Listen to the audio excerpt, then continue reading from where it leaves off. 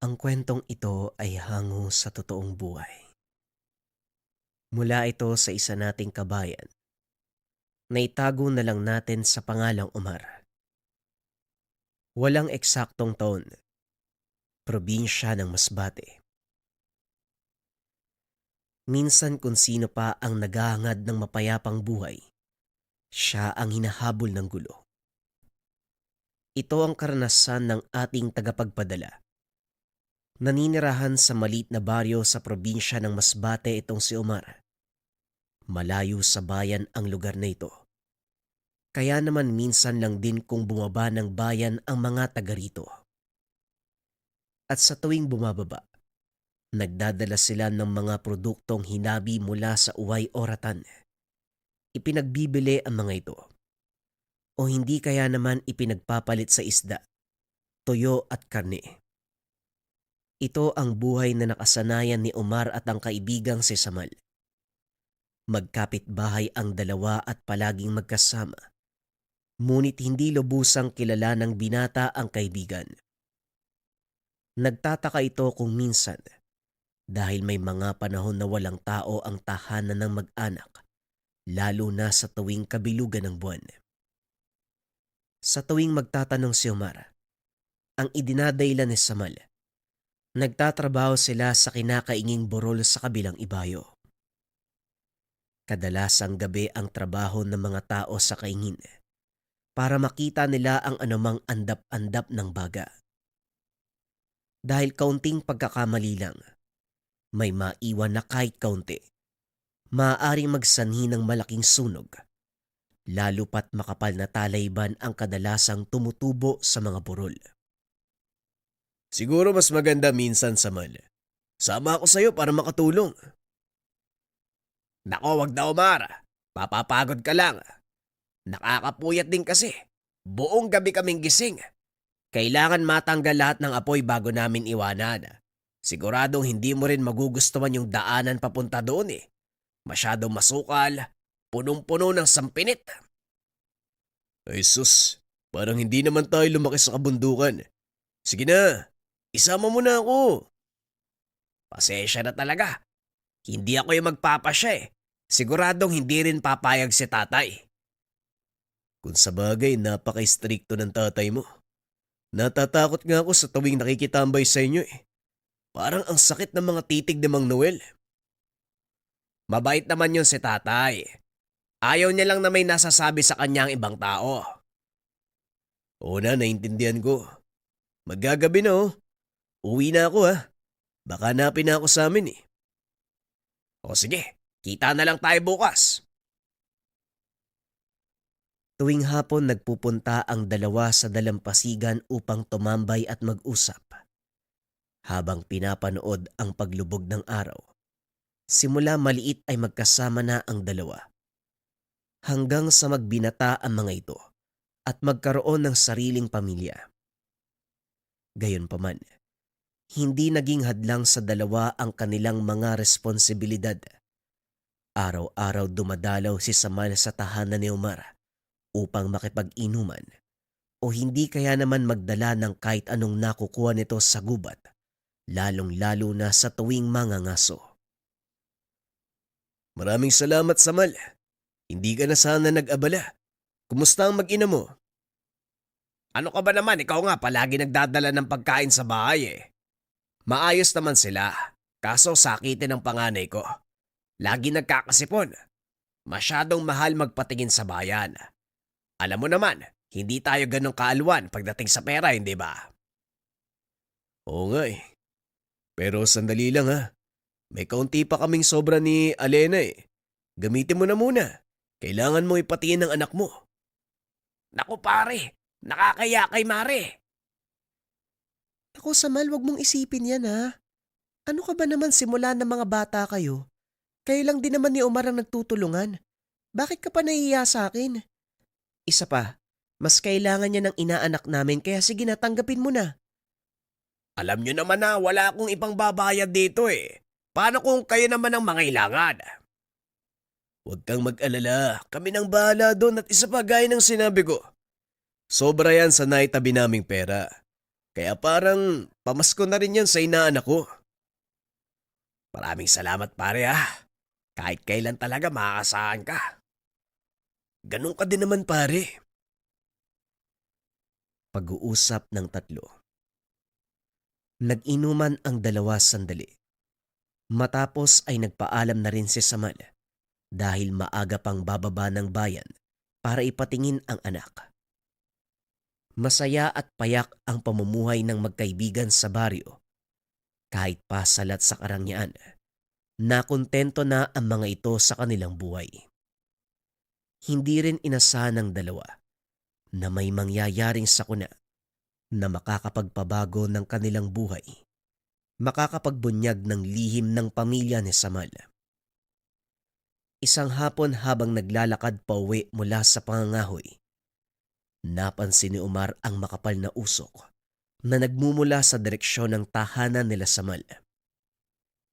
Ilang hakbang na lang ay mararating na nito ang kanilang tahanan, kaya dali-dali niyang ibinaba ang dalang kahoy.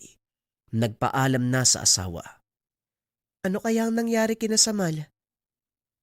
Yan nga din ang gusto kong alamin eh. Dito ka muna ha. Baka kailangan nila ng tulong. Mag-iingat ka, mahal ha? Dali-daling umalis si Omar. Nang makarating ito sa tahanan ni Samal, nanlumo ang binata dahil natutupok ito.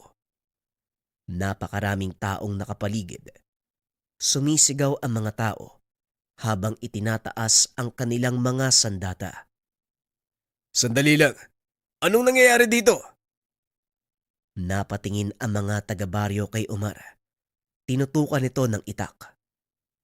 Ito, kaibigan din siya ng aswang. Dapat pinapatay ang mga taong nakikisalamuha sa kanila. Hindi natin alam baka nahawaan ka din. Wika ng isa sa mga kalalakian. Bumunot ng itak si Omar dahil may ideya na ito kung ano ang nangyayari. Tumigil ka, Dodong. Wala akong dahilan para labanan ka. Kaya wag mo kong bigyan. Magkaibigan kayo ni Samal. Sapat ng dahilan yon para saktan ka. Matapos sabihin ni Dudong ang mga kataga, sinugod ng mga taga-baryo si Omar. Lingid sa kalaman ng mga tao, may mataas na kasanayan sa pakikipaglaban si Omar. Gamit ang itak.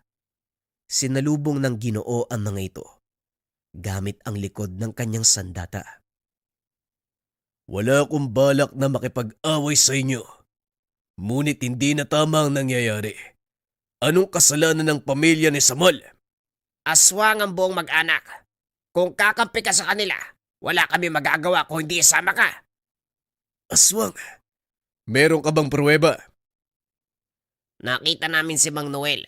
Kinakain ang lamang loob ng isang inahing baboy. Marami sa ating mga kababaryo ang nakakita sa kanya. Tinignan ni Omar ang matanda, na noon ay punong-puno ng sugat ang katawan at muka. Huwag ka nang makisali, Omar. Hindi ka dapat nadadamay sa gulong ito. Ngumiti si Omar. Muling inangat ang kanyang sandata. Wala itong balak na umatras. Wala akong pakialam kung ano ang sabihin ng mga tao tungkol sa inyo. Sige, subukan niyong galawin ang buong pamilya ni Samal. Tignan natin kung may makalabas ng buhay sa inyo. Natigilan ang mga tao nang marinig ang banta ni Omar. Kinakatakutan ang Ginoo sa kanilang lugar. Kakaiba ang ugali nito. Hindi titigil hanggat hindi nakakaganti. Muli siyang sinugod ng mga tao. Sa pagkakataong iyon, mismong talim na ng kanyang sandata ang ginamit. Wala nang pakialam kung mapatay niya ang bawat matatamaan. Nang makita ng mga tao ang ginawa ni Omar, ibinaba ng mga ito ang sandata at nagtakbuhan. Inakala ni Omar na tapos na ang kaguluhan. Nilapitan nito si Mang Joel at Samal. Ayos lang ba kayo, Mang Joel? Samal, ayos ka lang ba? Ayos lang kami. Pero sana hindi ka nakialam. Madadamay ang pamilya mo sa gagawin ng mga taga-baryo. Mauunawaan ng asawa ko ang ginawa ko, Manong. Hindi ko lang matim na may mga inosenteng masasaktan, lalo na mga taong malapit sa akin. Totoo ang sinasabi ng mga taga-baryo. Pamilya nga kami ng aswang. Sana hinayaan mo silang patayin kami. Ano naman kung pamilya kayo ng mga aswang? Wala akong pakialam dahil kaibigan kita. Simula ng bata ko, naging bahagi na kayo ng buhay ko. Kaya hindi ako makakapayag na may gagalaw sa inyo. Wika ni Omar. Kaso nga lang laking gulat nito nang biglang makarinig ng sunod-sunod na putok ng baril. Isa-isang bumagsak si Mang Joel at Samal, maging ang asawa nito. Si Omar ay pinagbabaril ng mga kalalakian, kaso nga lang nagawang makapagtago kaya hindi napuruhan. Huli na ang lahat para sa pamilya ng kaibigan. Tama ng bala sa ulo ang ikinamatay ni Mang Joel at ng asawa ni Samal. Matapos ng pamamaril, nagtakbuhan ng mga lalaki sa takot nila kay Omar. Samal, pare kumapit ka. Dadali kita sa bayan. Hindi na, Omar. Hindi na rin ako magtatagal. Ramdam ko na ang balang tumama sa aking puso. At habang kumikilos ako, unti-unti itong bumabaon. Isang bagay lang ang hihilingin ko sa'yo. Ang inaanak mong si Noel. Pakiusap. Huwag mo siyang papabayaan. Nanlaki ang mga mata ni Omar nang malamang buhay ang sanggol. Nasaan si Noel? Nagawa siyang ipuslit ni Mara sa loob ng gubat. Pakiusap, kunin mo ang anak ko. Ituring mong sayo. Ibigay mo sa kanya ang kwintas na ito. Yan ang magsisilbing alaala ng kanyang pinagbulada. At naway maunawaan mo balang araw kung ano man ang pipiliin niya. Naunawaan ko, Samal. Patawad, kaibigan. Wala akong magawa para ialis ka sa kalagayan mo ngayon. Kung sana lang, pwedeng makipagpalit sa'yo eh. Wala kang dapat ihingi ng tawad, Omar. Napakalaki ng itinulong mo sa pamilya ko. Simula pa noon, wala na akong hilingin pa sa'yo. Maraming salamat, kaibigan. Unti-unting pumikit ang mga mata ni Samal. Tuluyan itong nalagutan ng hininga. Direktang inilibing ng Ginoo ang mga labi ng buong mag-anak. Nag-alay ng dasal. Matapos ay kinuha nito ang sanggol sa pinagtaguan ng asawa ng kaibigan. Dinala ito sa kanilang tahanan. Sinabi kay Alena ang mga nangyari. Kawawang Noel. Walang kamuang-muang sa mga nangyari. Alagaan natin siya ng parang sarili nating anak, Omar, bilang pagtupad sa pangako mo sa iyong kaibigan. Maraming salamat sa pag-unawa, Alena. Pinalaki ng mag-asawa ang batang si Noel. Hindi rin itinago ni Omar ang totoo.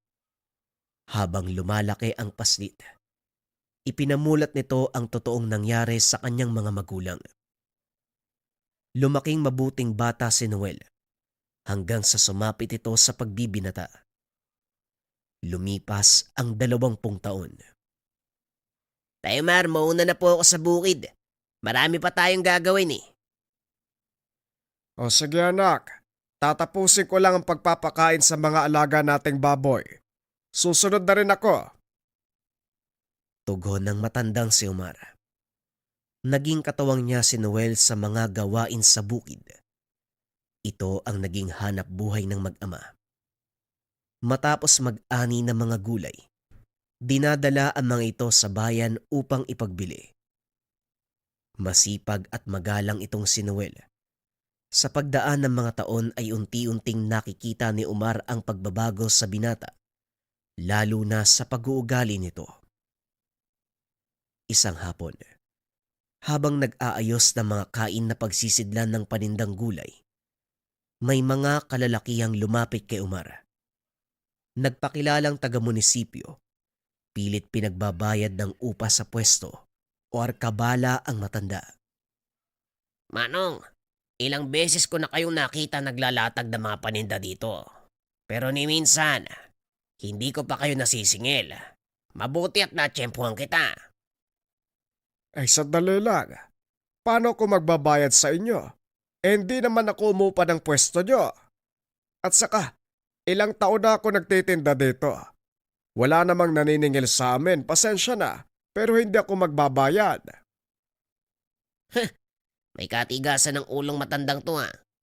Tatang, nakikita mo ba yung matandang babae doon sa gawing dulo? Tinignan ni Omar ang tinuro nito. Nakita ang matandang may mga pasa sa muka. Oh, anong meron? Tinatakot mo ba ako? Hindi naman sa ganun, Manong. Pero kung hindi ka magbibigay, ganyan din ang mangyayari sa'yo. Sige ka. Paano ko sabihin ko? Hindi ako natatakot.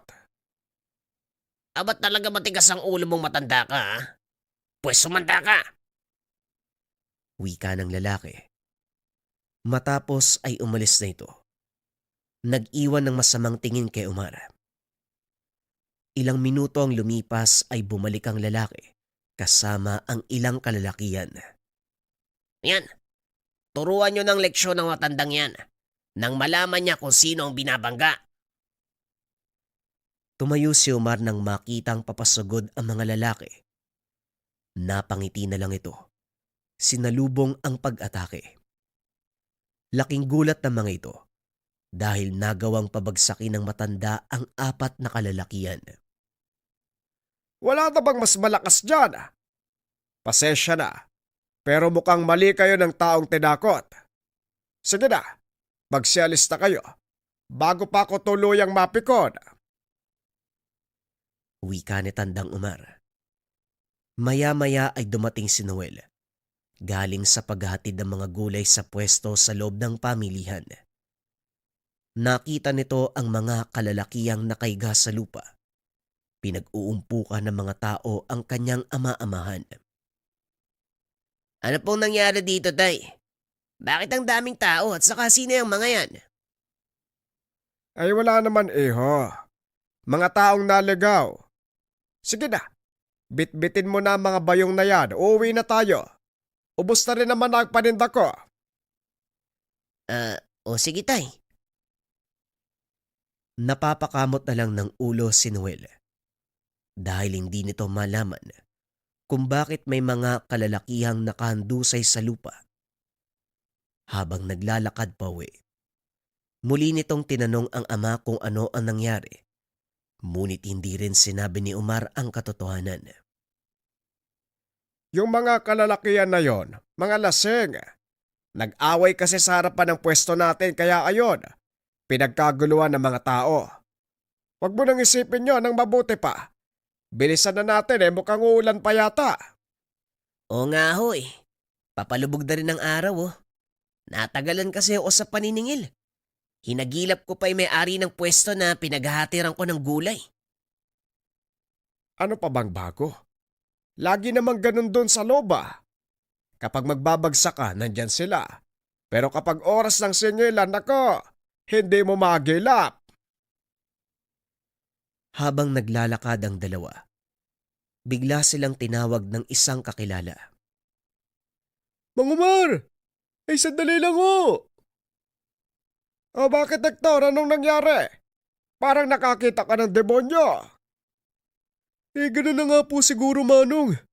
May mga taong naghahanap sa inyo sa bayan. Mukhang nasa panganib po ang buhay nyo. Sino naman ang mga taong yon? May ideya ka ba, Hector? Hindi ko rin po kilala yung mga yun eh. Pero ang dinig ko sa mga tao, sila ang may hawak sa pamilyan. Mga tauhan ng alkalde. Ano nangyari? Bakit kayo hinahanap ng mga tauhan ni Mayor? Hindi ko alam, Noel. Pero kanina may mga taong lumapit sa akin. Nanghingi ng pera. Bayad daw yon sa pwesto na pinaglalatagan natin ng paninda. Dati naman hindi ako nagbabayad eh. Kaya hindi ako nagbigay sa kanila. Tinakot pa ako ng lalaki. Tapos maya-maya bumalik eh. Sinugod ako. Kailangan ko lang ipagtanggol ang aking sarili. Kaya lumaban ako eh. Yun yung nakita mo kanina. Ay, nako. Sinasabi ko na nga ba eh. Asan po yung mga naghahanap kay Tatay Mang Hector? Nasa bayan pa naman sila. Nag-iikot sa mga pwesto sa palengke. Nagtatanong tungkol sa Tatay Noel mo eh. Mabuti na nga lang, ako ang una nilang napagtanungan. Kaya sinundan ko kayo ang masama niyan. Baka may magturo sa bahay niyo. Tay, sigurado ka ba? Wala kang ginawang mali sa kanila? Wala akong ginawang mali sa kanila, iho. Kilala mo naman ako, diba?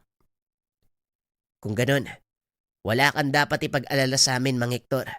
Kami na po ang bahala. Salamat po sa pagbibigay alam. Tutuloy na po kami.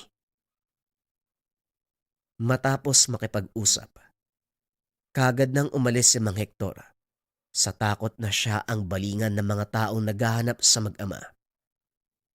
Pagdating sa kanilang tahanan, hindi na nagsasalita si Noel. Hinayaan lang ito ni Omar. Nakaupo ang binata sa atangan ng bahay habang nakatitig sa bakuran. Nasa kusina si Omar ng mga sandaling iyon. Tinutulungan ang asawa sa pagluluto. Mukhang kanina pa walang imik ang anak mo. Ano bang nangyari sa palengke? Wala naman. Hayaan mo lang muna si Noel. Napagod lang siguro ang batang yan. Buong araw ba naman nag-ikot sa palengke? Ang mabuti pa. Tawagin mo na ng makapaghapunan at magpahinga na. Ay mabuti pa nga. Noel! Noel, halika dito. Kumain na tayo. Teka, ay nasa nagpunta yon? Nagulat si Omar. Wala na si Noel sa kinaupuan. Sinilip ng matanda ang anak sa bakuran, kaso nga lang wala na ito sa lugar. Bumaba si Omar upang hanapin sa paligid ang anak-anakan, sa pag-aakalang nasa kulungan lang ito ng mga hayop. Pagdating ng matanda sa likod ng bahay, nakita nito si Noel. May hawak-hawak na manok. Wala itong ulo at tila wasak na ang katawan. Hindi makapagsalita si Omar ng mga sandaling iyon. Dali-dali itong bumalik sa loob ng bahay. Naupo sa tabi ng asawa. Napansin ni Alena na namumutla ang matanda. Anong nangyari sa'yo? Ayos ka lang ba? Nasaan si Noel? Marahang lumingon si Omar sa asawa at nagsalita. Mukhang nangyayari na. Nangyayari na ang kinakatakutan natin, Alena. Anong ibig mong sabihin? Nasaan ang anak mo? Nasa likod bahay. Nakita ko siyang may hawak-hawak na patay na manok. Sigurado ka ba siya nakita mo? Baka naman dinampot lang ng anak mo at ibang hayop ang pumatay. Hindi ko alam. Pero masama ang kutob ko. Ang mabuti pa antayin na lang natin si Noel at tanungin para malaman natin kung ano ang totoong nangyayari. Naalala ko ang sinabi sa akin ni Samal bago siya mamatay. Darating at darating ang panahon. Hahanapin ni Noel ang totoo niyang pagkatao. Alam ko. Tinanggap natin siya kahit anuman ang pinanggalingan niya. Habang nag-uusap ang dalawa, biglang kumalabog ang pintuan ng sala. Nakita ng dalawang matanda na nakahandusay sa sahig si Noel. Dali-daling sinapo ni Omar ang binata at hiniga sa mahabang upuan. Punong-puno ng dugo ang damit nito. Mula sa kanyang bibig pababa sa dibdib. Mahabaging langit. Hindi nga ako nagkamali ng akala. Alena, nagsisimula na ang pagkaaswang ng anak natin. Kinabukasan, maagang nagising ang binata. Wala itong alam sa mga nangyari. Mabuti naman at nagising ka na. Nasa bukid na ang tatay mo. Kung masama pa ang pakiramdam mo, huwag ka munang pumunta doon. Hindi po, Nay. Ayos lang po ako. Napagod lang po siguro kagabi. Ano po ba nangyari? Wala naman. Nahimatay ka lang nung paakyat ka sa bahay. Kaya hiniga ka ng tatay mo dyan. Nako, naabala pa pala si tatay kagabi. Sandali lang po, magkakape lang ako ha. Susunod na ako kay tatay sa bukid. Ikaw ang bahala. Pero kung ako sa'yo, magpapahinga na muna ako. Ayos lang po ako, Nay. Wala po kayong dapat alalahanin. Matapos uminom ng kape, dali-daling bumaba ng bahay si Noel. Ngunit saktong paglabas nito sa tangan, nakita niya na may dumadaan na mga kalalakian. Napalingon ito sa kanya. Sa kasamaang palad namukaan siya ng isa sa mga ito. Yan yung anak ni Omar. Ito nga ang bahay nila. Matapos kumpirmahin ng lalaki ang tahanan nila Omar, walang pagdadalawang isip na sumugod ang mga kasama nito. Lalabas sana si Alena, ngunit sinarado ni Noel ang pintuan. Diyan ka lang, Nay. Huwag kang lalabas. Ako nang baala sa mga to. Wika ng binata, sabay takbo papunta sa mga kalalakian. Sumilip si Alena sa siwang ng pintuan. Nakita nito kung paanong pagpira-pirasuhin ni Noel ang mga kalalakian gamit lamang ang lakas ng kamay. Matapos ang kaguluhan, unti-unting binuksan ni Alena ang pinto. Nilingon naman ito ng binata. Nanlaki mga mata ni Alena nang makita ang mga mata ni Noel. Nanlilisik. Nag-iba ng kulay ang balat. Maging ang mga kuko ay nagsipaghabaan. Bagyang lumaki ang pangangatawan. Nakita din ng ginang ang nagkalat na katawan ng mga kalalakian na sumugod sa kanilang tahanan. Huwag kang matakot, Nay. Ginawa ko lang ang nararapat. Kung hindi ko sila inunahan, malamang ikaw at si tatay ang nakandusay sa lupa. Hindi nakapagsalita si Alena dahil nagulat ito sa mga nangyari. Hindi niya akalain makikitang magbagong anyo ang anak-anakan sa kanyang harapan. At ang mas nakakamangha, nagawa niya ito kahit sikat ang araw. Naupo ang ginang habang pinagmamasdan ang anak na inililibing ang katawan ng taong namatay. Nagulat si Omar. Nakita ang nagkalat na parte ng katawan, kaya kagad kinumpronta si Noel. Anong ginawa mo? Bakit may mga patay dito? Hinatak nito sa kwelyo si Noel, na noon ay nakabalik na sa anyong tao. Bitawan mo ang anak mo, Omar. Ipinagtanggol niya ako. Sumugod ang mga kalalakian. Hindi ko alam kung anong dahilan, pero ikaw ang hinahanap nila. Binitawan ni Omar ang binata. Pinaliwanag sa asawa ang totoong nangyari. Mga tauhan sila ng alkalde na ginagamit ang kanyang pangalan para maghuthot ng pera sa mga nagtitinda sa palengke. Nagkataon nakaengkwentro ko sila dahil pinipilit nila ako magbayad. Kaso hindi ako pumayag, kaya ako ang pinag-initan. Hindi mo na lang sana pinatulan. Tignan mo. Nagkaroon tayo ng mas malaking problema. Siguradong hahanapin nila ang mga namatay. Tama lang ang ginawa ni Tatay, Nay. Dahil kung hindi mo sila papatikimin, mamimihasa ang mga yan eh. Pero anong gagawin nyo ngayon? Paano kung bumalik sila? Naparito sila dahil hindi ako kilala ng mga taong yan. Kung alam nila ang aking kredibilidad, hindi sila mangangahas na pumunta dito at manggulo. Pasensya na, Tay, ha. Nagdulot pa ako ng mas malaking gulo.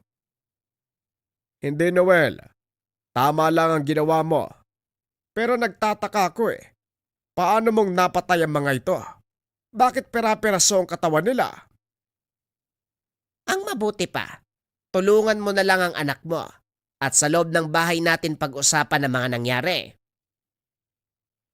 Pinaliwanag ni Alena ang lahat. Nagulat si Omar dahil nagagawang gamitin ni Noel ang kakayahan kahit pa terik ang araw. Napaliwanag na din ng mag-asawa ang totoong pinagmula ng binata. Inakala ni Noel na biro lang ang lahat ng ito. Kaso nga lang laking gulat niya nang biglang magbago ang anyo. Kung ganon, totoo palang aswang ako? Tama ka, Noel. Isa kang purong dugo mula sa angkan ng mga gabunan. Eto, naitabi ko ang sulat ng tatay Samal mo bago siya mamatay.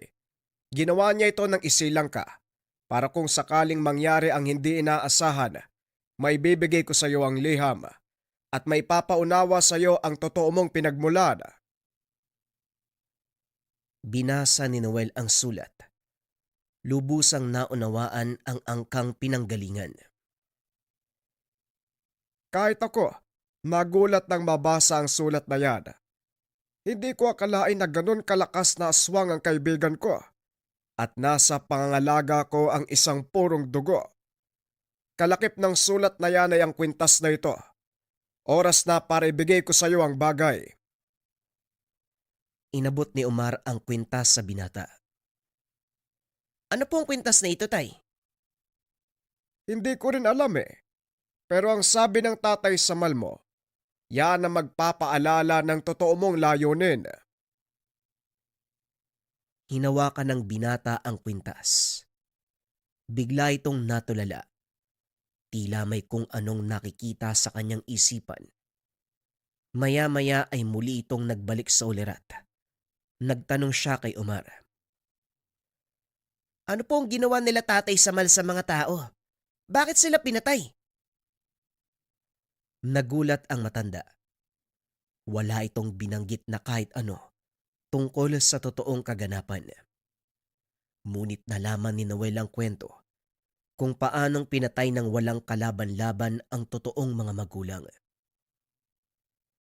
Hindi ko sinabi sa iyo ang totoo dahil ayaw ng tatay Samal mo na maghiganti ka. Pero ito po ang dahilan kung bakit ako nandito at kung bakit ako nakaligtas.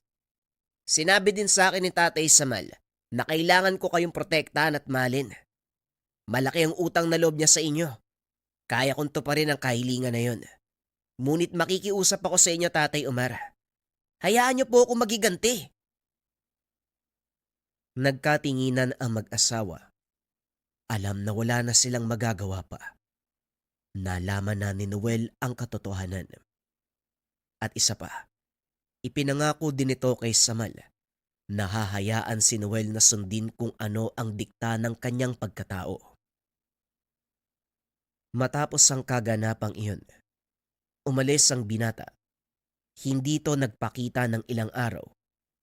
Paminsan lang ito kung bumalik sa kanilang tahanan. At sa tuwing uuwi ito, yayakap at halik lang sa kanyang kinikilalang mga magulang at muli na namang aalis. Pasensya na po kayo, Nay Alena. Tatay Omar, sa ngayon hindi pa ako pwedeng manatili dito sa bahay. May kailangan akong tapusin Nauunawaan namin ang pasya mo. Masaya kami na nagagawa mo pang bumalik sa bahay na ito kahit paminsan-minsan. Nadadalaw mo rin ang nanay Alena mo.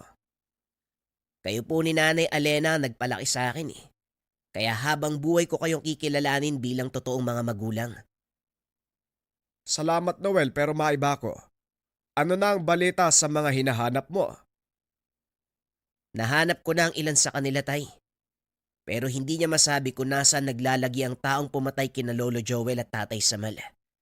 Ito ang dahilan kung bakit hindi ako pwedeng manatili sa bahay. Maaaring minamatyagan din ako ng mga taong hinahanap ko. Naiintindihan namin. Mag-iingat ka lang palagi ha. At sana matapos na ang paghahanap mo ng hustisya. Muling umalis si Noel. Bagay na ikinalungkot ni Alena. Naninibago ito na hindi nararamdaman ang presensya ng anak sa tahanan.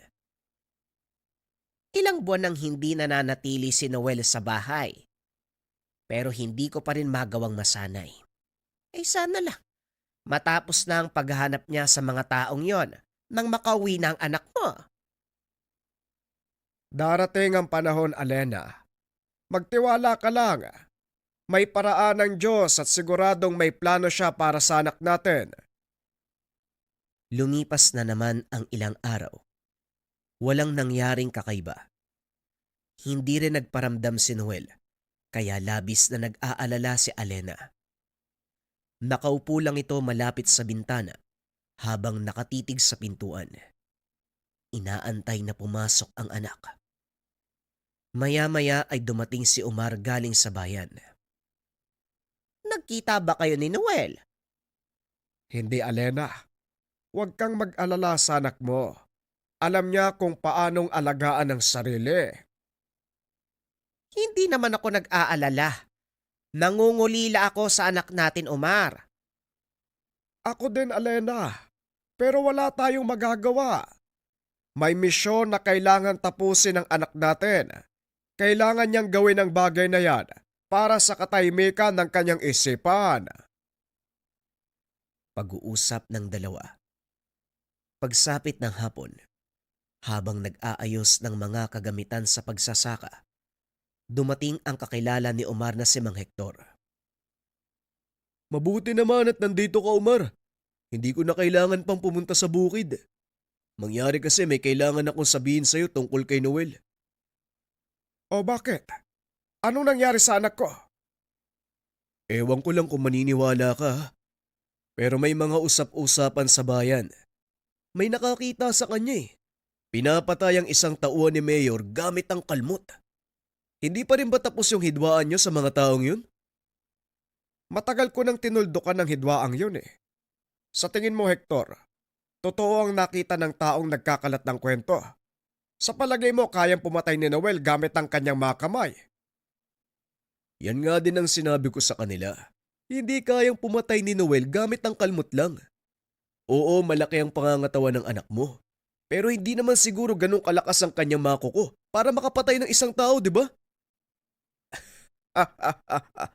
Ikaw na rin mismo ang sumagot sa katanungan mo. Hindi ka panipaniwala ang sinasabi ng mga tao. Pero teka, nasan pala si Noel? Nandyan lang sa paligid. Marahil nasa gubat, nangangaso, o hindi kaya naman nangunguha ng mga ligaw na kamote. O ganun ba? O siya, mag-iingat kayo dito ha. Dahil balita ko, hinahanap siya ng mga tao ng alkalde. Wala namang nagbago. Hayaan mo lang sila. Hanggat hindi nasasaktan ng anak ko, walang problema. Matapos makipag-usap, tumuloy na si Mang Hector. Napapansin ko yung si Hector. Ang hilig dumaan dito sa bahay at magbalita ng kung ano-ano. Ganyan ba talaga ang ugali niyan? Parang chismoso. Hayaan mo na, ito naman. Mabuti naman yung intensyon ng tao eh. At isa pa, kilala niya ang anak natin, kaya nag-aalala yan. Kung sa bagay tama ka nga naman. Mas mabuti na rin na siya nagbibigay sa atin ng mga balita sa bayan. Oo. Pero sa totoo lang, nababahala ako sa sinabi ni Hector. May nakakita daw sa anak nating pumapatay. Eh bakit hindi mo hanapin si Noel? Yan nga ang gagawin ko ngayon eh. Magbibihis lang ako. Babalik ako sa bayan. Naglakad papuntang bayan ang matanda. Kahit palubog na ang araw, dahil gabi kung sumalakay si Noel. Habang nasa kalsada, biglang may humila sa kanya papasok sa eskinita. Ano ginagawa niyo dito, Tay? Anong oras na oh? Hinahanap kita. May nakapagsabi sa akin na nakita ka nilang pumapatay. Mag-iingat ka, Noel. Maraming tao dito sa bayan na hindi nauunawaan ang ginagawa mo. Maaaring hindi nila alam ang totoo mong pagkatao. Pero hindi to rason para hindi ka mag-ingat. Pasensya na ho kayo, Tay. Hindi ko na malaya na may mga tao sa paligid eh. Pero mas mabuti na rin ang ganun. Nang malaman nila na may isang taong papatol at handang lumaban sa kanila. Huwag ka masyadong magpapakampante, Noel. Dahil sa nangyari, siguradong pinaghahandaan ka na nila. Tay, nag-iingat naman po. Hindi na ituloy ni Noel ang sasabihin. Nakita nito ang isang pangkat ng mga armadong kalalakian. Nanlaki ang mga mata ni Omar dahil pamilyar sa kanya ang isa sa mga iyon. Ang mga taong yan, sila ang pangkat na pumatay sa tatay Samal mo. Sigurado ko, kilala ko ang taong yan. Wika ni Omar habang bumubunot ng itak. Kung ganon sila ang mga taong hinahanap ko, dito ka lang, tay. Ako nang bahala sa kanila. Sandali lang, may mga baril sila. Maaari kang masugatan sa oras sa sumugod ka. Tay, parang nakakalimutan mo. Aswang ako. Wika nito. Sabay takbo papunta sa mga kalalakihang itinuro ng ama. Nagulat ang mga ito nang biglang lumitaw ang binata mula sa madilim na kalsada. Sa sobrang bilis ng kilos ni Noel, hindi na malayan na makalaban kung saan nanggagaling ang atake. Dali-daling nakatakbo ang iba sa kanila, ngunit sinawing palad namang namatay ang karamihan. Sinubukan pang habulin ni Noel ang mga ito, kaso nga lang hindi na naabutan. Biglang nawala sa kanyang pang-amoy ang presensya ng mga ito. Anong nangyari? Nasaan sila? Hindi ko na naabutan, tay. Bigla na lang silang nawala eh. Hindi ko masundan yung amoy nila. Napagtanto ni Omar na may tangang sa bulag ang mga kalaban. Ito rin ang dahilan kung bakit hindi naramdaman nila Samal ang pagdating ng mga ito. Kaya sila natamaan ng mga bala ng kalaban. Sa palagay ko, may kaalaman sa pakikipaglaban sa mga aswang ang mga taong yon. Dahil may gamit silang sabulag. Halika na, umalis na tayo dito. Maaari silang bumalik at maulit ang nangyari sa iyong ama. Tama, tay. Maaari kayong madamay sa mga nangyayari. Umalis na tayo dito. Matapos ng kaganapan, pinigilan ni Omar na umalis ng tahanan ng binata dahil na rin sa banta ng panganib sa buhay nito. Ngunit mas nangibabaw ang pag-aalala ni Noel sa mga magulang. Natatakot lang po ako na madamay kayo ni nanay. Kaya pakiusap, hayaan niyo akong umalis. Damay na kami ng nanay mo kahit ano pa ang gawin mo. Wala na kaming takas. Kaya mas makakabuti siguro kung sama-sama nating harapin ang pagsubok na ito. Pero tay, hindi pa ako ganong kalakas. Pwedeng hindi ko kayo maprotektahan ni nanay. Kung sakaling sumalakay dito, mga taong naghahanap sa akin. Yan ang hirap sa'yo eh. Mukhang nakakalimutan mo rin kung sino ang tatay mo. Kinakatakutan ako sa bayang ito. Kahit tumanda na ako, hindi pa rin nawawala ang kakayahan ko sa pakikipaglaban. Kaya kung ano man ang mangyari, wag na wag mo kaming aalalahanin. Kaya kong protektahan ang nanay mo. Hindi ko alam, tay. Natatakot ako para sa inyo ni Nanay Alena. Ayoko mawala kayo dahil sa akin. Hindi kami mawawala ng nanay mo. Kung sakaling mangyari man yon, tandaan mo, hindi kami mamamatay ng walang saysay. Ang mga taong yun kanina, sila po ba talaga ang pumatay sa mga magulang ko? Sigurado ko, Noel, hindi ako maaaring magkamali. Kilala ko ang isa sa kanila. Kung ganon, mas matibay ang dahilan ko para tugisin sila. Tama ka, may dahilan ka para maghiganti. Pero alalahanin mo, hindi ito ang gustong mangyari ng iyong ama. Maaaring gusto niyang manahin mo ang kapangyarihan ng inyong angkad, ngunit hindi niya ginusto na maghiganti ka. Kung titignan, maaaring sabihing paghiganti ang ginagawa ko. Pero hindi yun ang layunin ko, tay. Binibigyan ko lang ng hustisya ang kanilang kamatayan. Bagay na hindi nagawa ng mga nasa pwesto. Hindi natin kayang ilaban ng katarungang iyon. Dahil para sa ating mahihirap, bulag ang hustisya. Wala na tayong magagawa, anak. Ang mundong ginagalawan natin, nabubuhay tayo sa daigdig na hindi patas. Pag-uusap ng mag-ama. Sa loob ng ilang araw, nanatiling payapa ang paligid. Hindi na rin bumababa sina Omar sa bayan para magbagsak ng mga pananim na gulay. Nakiusap na lang sila kay Mang Hector. Hindi naman tumanggi ang matanda dahil meron siyang porsyento sa bawat maibebentang produkto. Ito ang perang pinagbenta ng gulay nyo.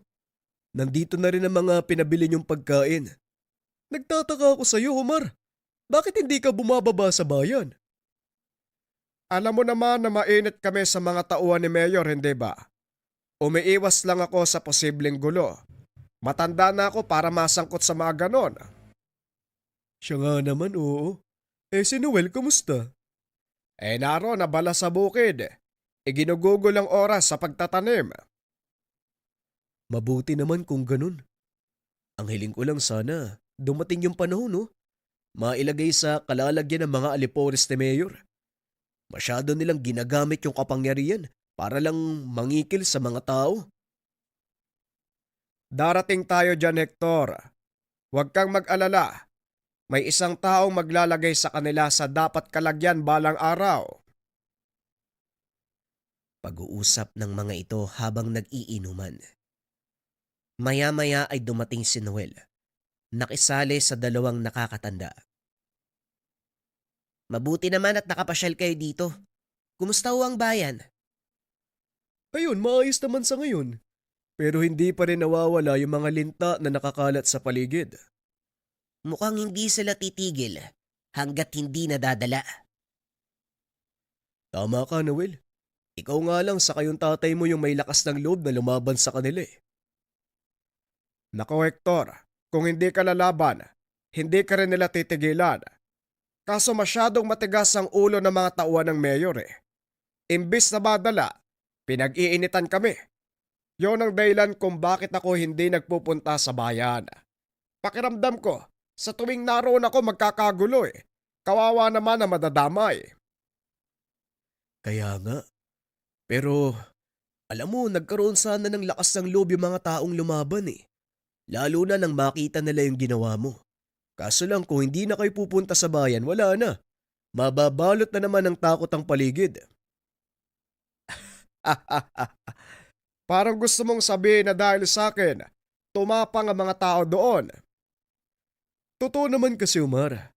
Ikaw lang at si Noel ang nakita nilang lumalaban sa mga tauhan ni Mayor. Kaya nga tinitangala kayo ng mga tao eh. Bakit hindi mo pamunuan, Umar? Pamunuan? Para mag-aklas laban sa pamahalaang bayan? Oo. Gusto naming makalaya sa kamay ng mapang-api. Sa kakurakot na pinuno. Walang iniisip kung hindi sariling kapakanan. Nakikinig lang si Noel sa usapan ng dalawa. Batay sa obserbasyon, tama ang sinabi ni Hector. Masyado nang lugmok ang bayan dahil sa walang kwentang pinuno. Matapos ang inuman, umuwi na si Hector. Naiwan ang mag-ama at pinag-usapan ang sinabi ng kaibigan. Alam mo tay, may punto si Mang Hector eh. Bakit hindi natin tulungan ng mga taong mapatalsik ang mayor? Total, wala naman talaga siyang ginagawang matino, di ba? Maaaring ganun nga, Noel. Pero hindi na tayo dapat makialam sa mga usaping ganyan. Nabanggit lang ni Hector ang tungkol sa bagay na yan dahil sa impluwensya ng alak. Bukas, kapag tinanong mo yan, wala na yan. Parang nilipad lang ng hangin. O siya, magpapahinga na ako. Ikaw, matulog ka na din. Mauna na po kayo tay. Susunod na po ako. Tatapusin ko lang tong iniinom ko. Naiwang mag-isa ang binata habang inuubos ang laman ng baso. Nang mapansin nito ang mga figurang nagtatago sa likod ng puno. Nagkunwari ang binatang lasing. Sumandal sa haligi at pinikit ang mga mata. Pinakikiramdaman niya ang paligid. Narinig nito ang marahang hakbang ng mga papalapit na paa. Nagulat ang mga kalalakian nang biglang hawakan ni Noel ang balikat ng isa sa kanila. Itinulak papunta sa haligi. Napasigaw ang mga ito dahil nakita nila ang anyong aswang ni Noel. Sinubukang tumakbo ng ilan sa mga ito, ngunit nagawa silang abutan ni Noel. Saan kayo pupunta? Ang lakas ng loob yung dumayo dito. Tapos aalis kayo? Hindi naman yata tama yun. Nanginginig sa takot ang mga kalaban dahil napagtantong aswang ang kanilang karap. Pinagpapapatay ni Noel ang mga ito. Isinilid ang ulo sa sako. Naramdaman ni Omar ang nangyayari, kaya lumabas ito ng tahanan at nakita ang ginagawa ng anak. Oh, ay saan ang galing ang mga yan? Kanina pa sila nakamasid sa atin, Tay. Hindi lang sila sumusugod. Inantay nilang makapasok kayo bago sila pumasok sa bakuran natin. Anong balak mo sa mga ulong isinisilid sa sako? Dadaling ko sa bahay ng kanilang amo. Sa harapan mismo ng bahay ng alkalde. Sandali lang, sasama ko. Hindi kita hahayaan na mag-isang pumunta sa lugar. Maraming tauhan ng alkalde at siguradong armado sila ng mga baril. Huwag mo rin kakalimutan na may isa sa kanilang nagtataglay ng kakayahang sa bulag. Mahihirapan ka kung mag-isa kang lalaban. Tama ka, Tay. Kakailanganin ko nga po ng tulong niyo. Sige ho, samahan niyo ako. Nagantay ang dalawa sa pagsikat ng araw.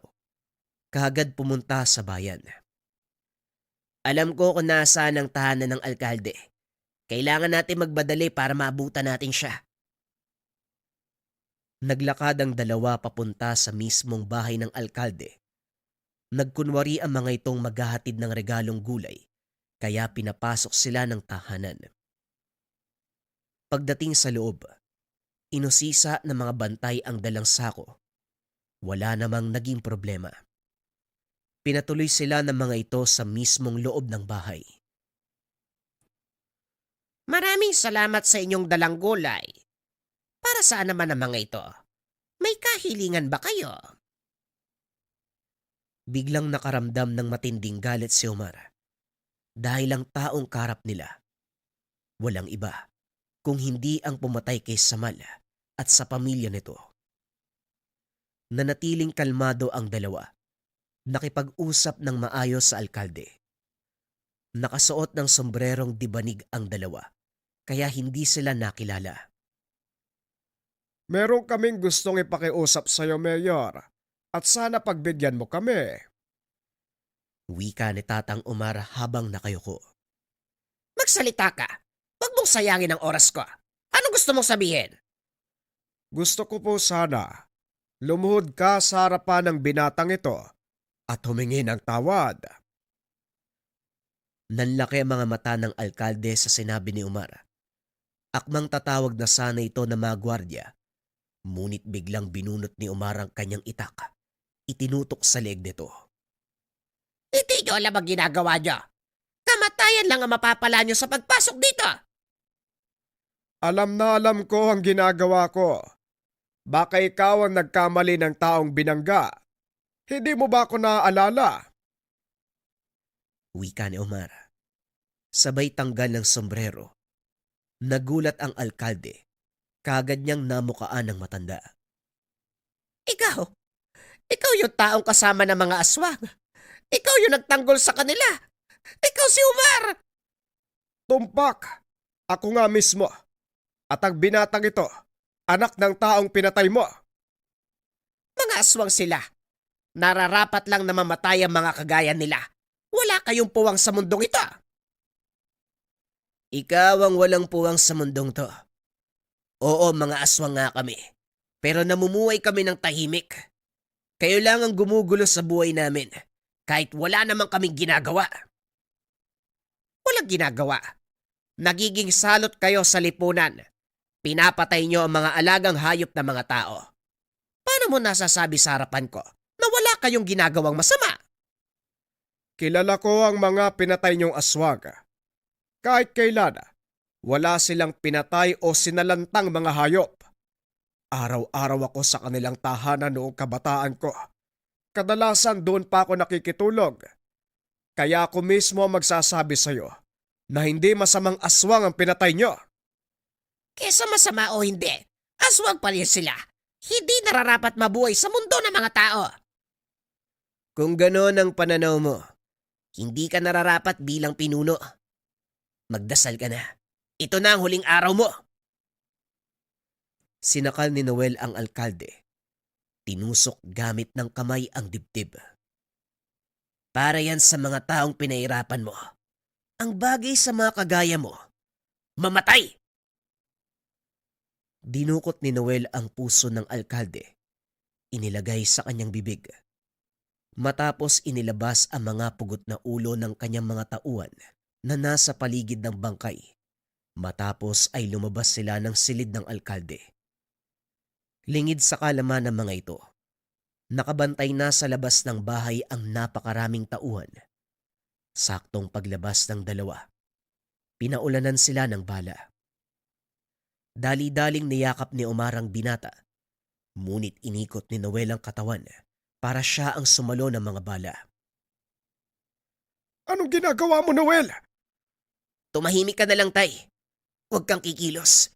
Kung ayaw mong madaplisan ng bala. Nang mga sandaling iyon, nagawang makapagpalit ng anyo ni Noel, kaya hindi ito tinatabla ng bala. Nang humupa ang putukan, laking gulat ng mga tauhan ng alkalde dahil wala na ang dalawa sa kinaroroonan. Bigla silang nakarinig ng malakas sa sigawan mula sa likod. Nakitang nagliliparan ang ulo ng mga kasama. Isang malaking nilalang na may kalahating katawan ng aso at kalahati ay sa tao. Unti-unting umuubos sa kanilang hanay. Hindi rin nila magawang lumabas sa mataas sa pader dahil isinara ni Omar ang lahat ng pasukan at labasan. Dito na magwawakas ang inyong kasamaan. Sa wakas, mabubuhay na ng payapa mga taong bayan. Wala nang kinakatakutan ng mga kagaya ninyo! Wika ni Omar habang pinagmamasdang bumagsak ang mga tauhan ng mayor. Ilang minuto pa ang nakalipas. Tuluyang humupa ang tensyon. Nagbalik sa anyong tao si Noel. Inaya ang ama na umalis sa lugar. Sinunog ng mga ito ang tahanan ng alkalde at nang makita ng taong bayan ang nangyari, imbis na manlumo, natuwa pa ang mga ito dahil sa wakas, nawala na ang taong naging dahilan ng paghihirap nila. 2 ibon sa isang bato. Ito ay kasabihan. Nagawa nitong bigyan ng hustisya ang kamatayan ng kanyang pamilya na tulungang malutas ang problema ng kanilang bayan na ang mismong may gawa ang tinuturing na pinuno. Mabuti nga sa taong yan, nasunog ang tahanan. Pati siya kasama, nadamay. Pero nakakapagtaka, bakit pati yung mga tauhan, ano yun? Sabay-sabay silang nagpakamatay? Tanong ni Mang Hector. Wala itong alam sa totoong nangyari. Hindi alam ng taong bayan kung sino ang may gawa ng sakuna. Ay naku, Hector, ang importante. Nalutas na ang problema. Makontento ka na lang sa ganon. O nga naman po, Manong Hector. Eh kayo, anong balak nyo mag-ama? Patuloy pa rin ba kayo magbabagsak ng gulay sa bayan? Oo naman. Ngayong wala na tayong dapat katakutan. Tuloy na ang buhay para sa atin. Nagpatuloy ang buhay para sa bayan at sa ilalim ng bagong pamumuno. Naging maganda ang pamamalakad ng bayan. Naging mayabong ang kalakalan. Binigyang importansya ng bagong mayor ang maliliit na magsasaka. Pinagkalooban ng mga gamit, puhunan sa pagsasaka. Samantalang si Noel, nanatili sa lugar ni Alena at Omar. Palaging nag-ikot sa bayan, binabantayan ang kilos ng mga namumuno. Walang nakakaalam na may namumuhay na aswang sa bayang iyon. Nakikisalamuha pa ito sa mga tao sa araw-araw. Ito pala ang sinasabi nilang kapayapaan. Yung wala kang inaalalang aatake mula sa likod. O hindi kaya naman, natatakot ka para sa mga mahal mo sa buhay. Tama ka. Payapa na ang lahat. Kaya siguro oras na para magpahinga ka sa pakikipaglaban. Hindi tay. Natapos ang problema natin sa mga tao. Pero hindi sa mga kagaya ko. May gumagala sa bayan na pumapatay ng mga kababaihan at siya ngayon ang hinahanap ko. Ang akala ko pa naman tapos ka na sa pakikipagsagupaan. Hindi ka ba napapagod? Hindi ako mapapagod. Hanggat may mga nilalang na nagnanais sumira sa kapayapaan ng bayan, hindi ako titigil sa pagtatanggol sa lugar na kinikilala kong tahanan. Masaya ko. Lumaki ka na may pagmamahal sa tinubuang lupa. Sana palagi mong dalhin yan kahit saan ka magpunta. Dahil ako pagdating ng panahon, may iwan ang katawan ko sa lupa. Samantalang ikaw, malayo pa ang lalakbayin mo. Tatay, huwag ka naman magsalita ng ganyan. Bata pa kayo ni Nanay Alena. Pero hindi kami mananatili sa mundong ito sa mahabang panahon. Hindi kagaya mo. Tay, alam mo na meron akong kakayahan na baguhin ang pagkatao nyo. Lalo na kung hihilingin mo. Hindi na. Hayaan mo kaming manatili bilang tao. Pero tatandaan mo, kahit mawala kami sa mundong ito, hindi ka namin iiwan. Dahil nasa puso mo ang diwa at pangaral namin ang Nanay Alena mo. Sa paglipas ng mga taon, habang naghihintay ng dapit hapon, sinulit ng matanda ang panahon na kasama si Noel. Hanggang sa dumating ang araw ng pamamaalam. Naiwang mag-isa si Noel. Ipinagpatuloy ang kanyang adhikain. Hanggang sa bigla na lang itong nawala. Tanging mga alaala at kwento na lang ang naiwan sa kanyang pagkakakilanlan. Gayunpaman, para sa mga taong nakakaalam ng totoong pangyayari, bayani si Umar at ang anak-anakan na si Noel.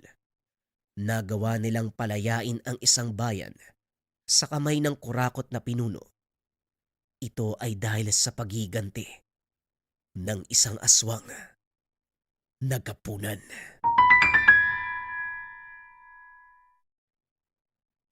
Ang kwentong ito ay hango sa totoong buhay.